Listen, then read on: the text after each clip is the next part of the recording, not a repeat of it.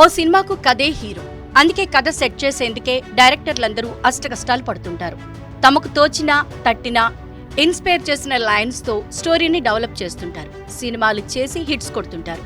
దాంతో పాటే అప్పుడప్పుడు ఆ కథ విషయంలో కాపీ క్యాట్ చిక్కులు ఎదుర్కొంటూ ఉంటారు. ఇక తాజాగా స్టార్ డైరెక్టర్ కొరటాల శివ కూడా ఇలాంటి చిక్కుల్లోనే ఇరుక్కున్నారు. సుప్రీం వరకు వెళ్లి పోరాడినా కూడా ఫలితం లేకపోవడంతో ఇంకొకరి కథ కాపీ చేశారనే కామెంట్స్ తాజాగా నెట్టింట వచ్చేలా చేసుకుంటున్నారు. ఇక అసలు విషయం ఏంటంటే, కొరటాల శివ సూపర్ స్టార్ మహేష్ బాబు హీరోగా 2015లో శ్రీమంతుడు సినిమాను తెరకెక్కించారు.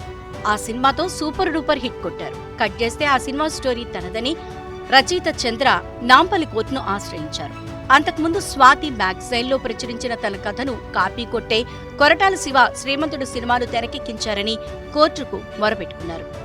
రచయిత చంద్ర మొరను ఆలకించిన కోర్టు సాక్ష్యాధారాలన్నింటినీ పరిశీలించి అప్పట్లో కొరటాలపై క్రిమినల్ చర్యలకు ఆదేశించింది. ఇక దీన్ని ఒప్పుకోని కొరటాల నాంపల్లి కోర్టు తీర్పును సవాల్ చేస్తూ సుప్రీంను ఆశ్రయించారు. అయితే సుప్రీంకోర్టు తాజాగా ఈ కేసులో తీర్పునిచ్చింది. నాంపల్లి కోర్టు ఇచ్చిన తీర్పునే సమర్థించింది. దీంతో కొరటాలకు నిరాశ ఎదురైనట్లయింది.